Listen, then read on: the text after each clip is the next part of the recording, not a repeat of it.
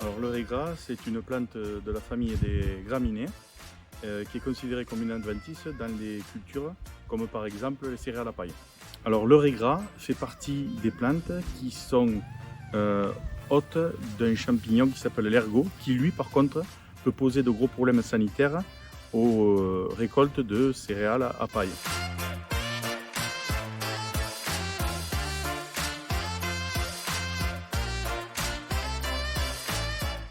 Le raigra, pour nous, c'est vraiment le gros problème, c'est de lutter contre. Il nous infeste les parcelles, c'est un problème pour le ramasser, pour le triage à la récolte. Et ça nous pompe de l'eau sur des printemps secs, donc problème hydrique, très compliqué à combattre.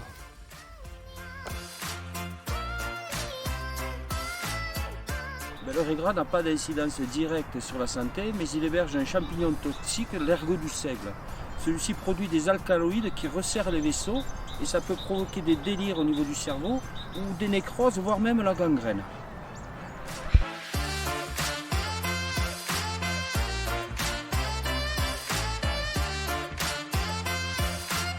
C'est une plante qui entre nos rangées de semis et on la remarque souvent en fin de cycle et dans les trous, dans les passages de traitement.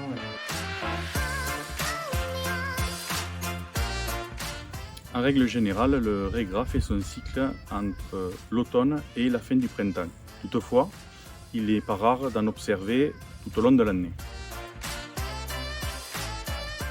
Alors les sclérotes d'ergot germent comme les graines de raigra à l'automne, à une profondeur maximale de 10 cm.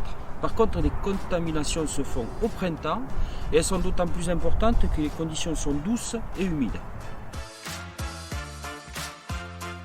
Les moyens de lutte sont essentiellement de deux ordres.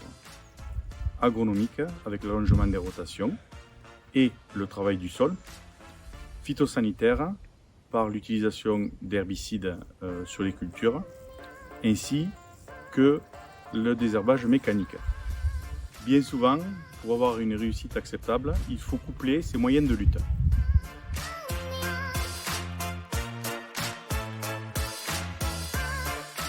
Donc pour lutter contre le raigra, je fais une rotation de culture, un travail du sol peu différent et je lutte chimiquement au semis et en prélevé parce qu'après les désherbants sur le cycle du blé ne sont plus efficaces à cause de résistance à ces produits.